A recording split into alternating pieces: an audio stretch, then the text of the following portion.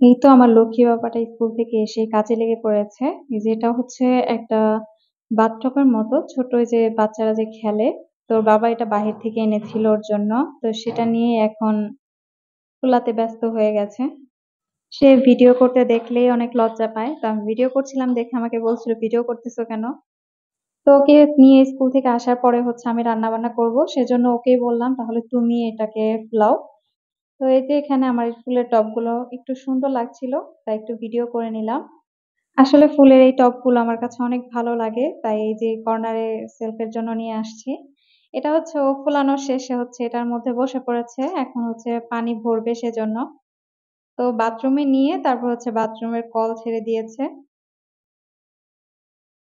আমার ভিডিওগুলো কেমন লাগে অবশ্যই কমেন্টস করে জানাবেন। ছোট, ছোট ভিডিও দেওয়ার চেষ্টা করি।